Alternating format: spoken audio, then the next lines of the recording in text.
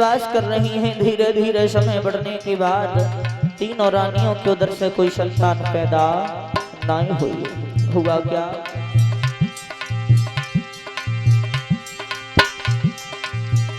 अरे श्रोताओ सुनियो ध्यान लगाई,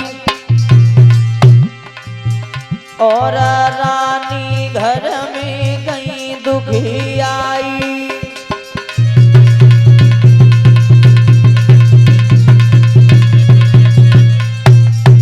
आज श्रोता बंधुओं, महाराज अपने राजपाट को चलाने में लगे हैं। एक दिन महाराज को ख्याल आया कि हमारे घर में कोई संतान पैदा नहीं हुई। कर्म कौन सा किया? होनहार को मिठवैया, नई राजा ने देर लगाई। घोड़ा पे सुवार भये हैं, गुरु वशिष्ठ तक पहुँचे जाई।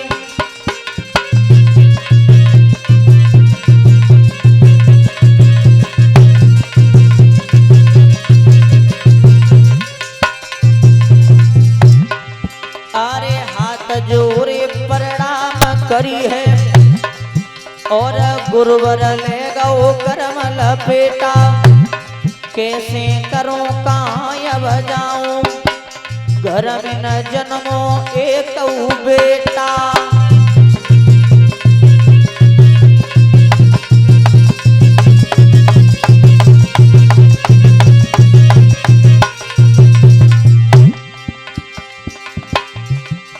इतनी बात कही राजा ने, विधि की गति काऊ नहीं जानी।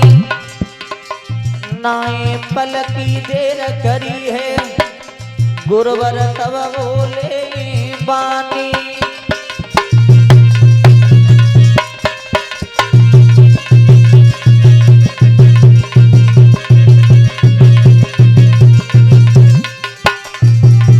जवाब दिया महाराज। आज दोनों हाथ जोड़ करके कुल गुरु वशिष्ठ के पास में खड़े हो गए। जवाब दिया गुरुदेव, हम क्या करें? अरे हमने अपने तीन विवाह किए, लेकिन एक ही आस में कि हमारे घर में कोई संतान पैदा होगी, हमारा वंश आगे चल जाएगा। लेकिन गुरुदेव, हमारी तीनों रानियों के उधर से कोई संतान पैदा नहीं हुई। क्या करें गुरुदेव? जब इतनी बात सुनी तो जवाब दिया गुरुदेव, अब तो हमें मर जाना चाहिए। हमारे घर में कोई संतान पैदा नहीं है तो हमारे दाग को कौन लगाएगा गुरुदेव? गुरुजी ने जब इतनी बात सुनी, जवाब दिया राजन चिंता ना करो, हमारी बात मानिए, आप एक काम करवाओ। कौन सा? सोच समझ के अज गुरुवर ने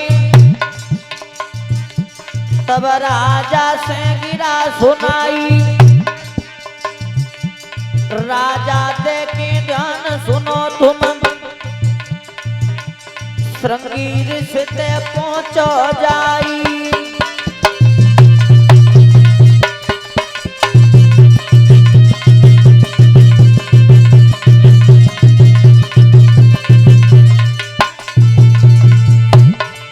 अरे जाघन शब्द कहे गुरुवर ने, राजा मत तुम देर लगइयो। अरे श्रृंगी ऋषि के दिन में जाबो, पुत्रेष्टि यज्ञ करइयो।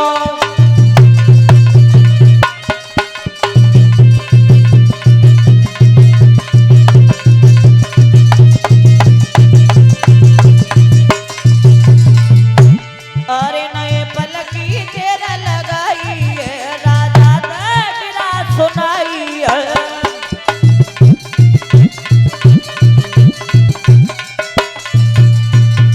जवाब दिया राजन, हमारा कहना मानिए।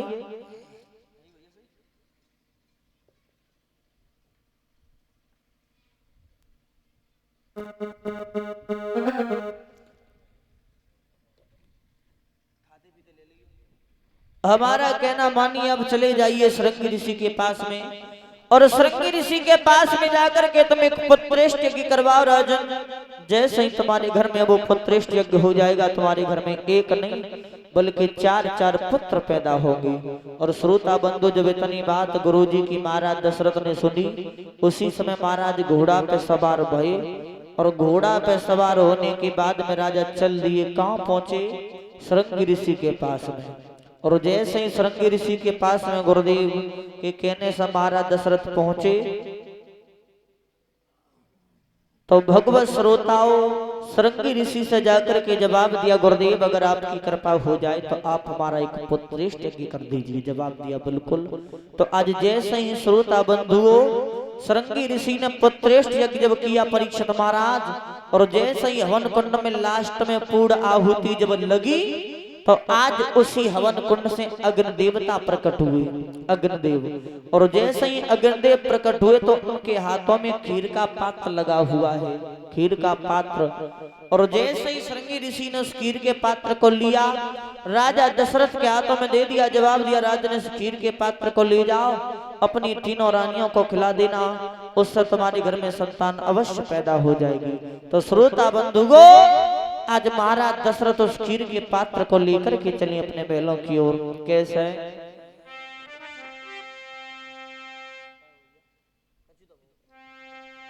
आरे भागलो निज कर अपने, और नहीं राजा ने देर लगाई रे।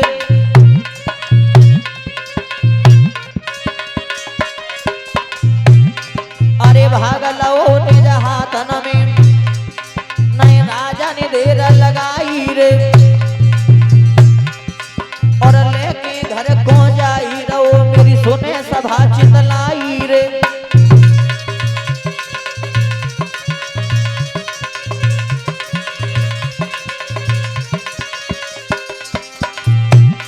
अरे लेके घर को जाई रहो, मेरी सुने सभा चितलाई रे।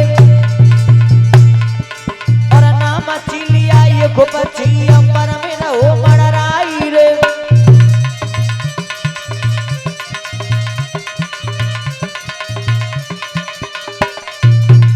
आज भक्तों इधर तो महाराज दशरथ उस खीर के पात्र को लेकर के महलों की ओर चले हैं, चले जा रहे हैं राजा। लेकिन आज जैसे ही राजा आगे बढ़े तो हुआ क्या? विधि का विधान श्रोताओं। अरे नामा चिलिया ये गुबजी अंबर में रहो मड़राई रे। और धीरे धीरे उतरी चलो, अरे धीरे धीरे उतरी चलो, भूगवे भूमि पे आई रे।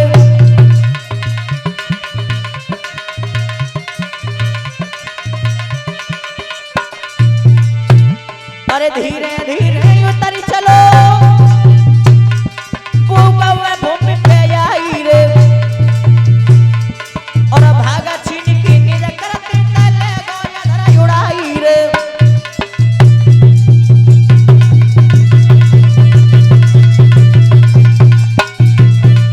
आज भक्तों महाराज दशरथ जो खीर के पात्र को लेकर के जा रहे थे, उसी समय एक चीलिया नाम का पक्षी आकाश मार्ग से उतर कर आया और बात खीर के भाग में से थोड़ा सा भाग अपनी चोंच में लेकर के आकाश की ओर परीक्षित महाराज उड़ गया। तो बताया कि वो पक्षी पहुंचा कहां पर? अरे माता जना सोई रही, वही तीनों भाग गिराई रे। और भागा खाई लो मैया ने, सोई माता गर्व रही आई रे।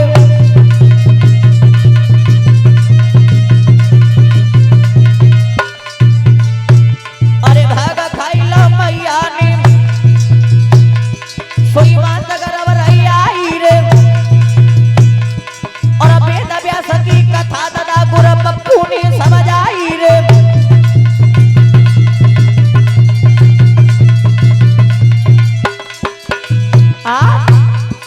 आज श्रोता बंधुओं वो चीलिया नाम का पक्षी जो भाग लेकर के पहुंचा, जहाँ पे मैया अन्ननी अपनी कुंडी बना करके रहती थी, उस जगह पर गिरा दिया। और मैया ने सब प्रसाद समझ करके ग्रहण कर लिया। तो उसको खाने से मैया के कौन पैदा हुआ? बताया गुरुजी ने। अरे सवा देवन करो अनुमान, और भाई दिल ला भय अनु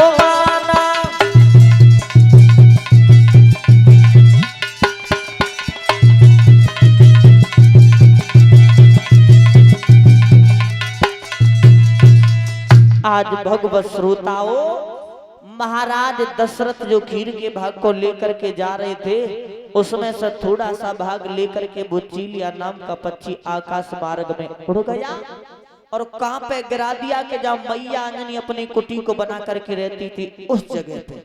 तो जैसे ही मैया ने उसे प्रसाद समझ के ग्रहण करो, तो आज मैया ने उसे जैसे ही खाया परीक्षित महाराज, तो उसी को खाने से मैया अंजनी के उदर से पवन पुत्र बजरंग का जन्म हुआ। बोलिए हनुमान जी महाराज की जय। इधर तो पवन पुत्र बजरंग का जन्म हुआ और इधर महाराज दशरथ खीर के भाग को लेकर के अपने महलों में पहुंच गई महाराज। और जैसे ही महलों में पहुंचे तो आज अपनी तीनों रानियों को थोड़ा थोड़ा भाग खिलाया है। अर्ध भाग कौशल्य दीना, उभय भाग आधे कर लीना। तो जो खीर का भाग था उसमें से आधा भाग रानी कौशल्या को दिया और जो आधा बचा उसमें से आधा आधा केकई सुमित्रा को दे दिया। और महाराज धीरे धीरे समय व्यतीत हुआ, तो धीरे धीरे समय व्यतीत होने के बाद में आज मैया के उदर से पुत्र पैदा हुए हैं। बताया है कि महाराज दशरथ के घर में अब तो चार चार पुत्र पैदा भये।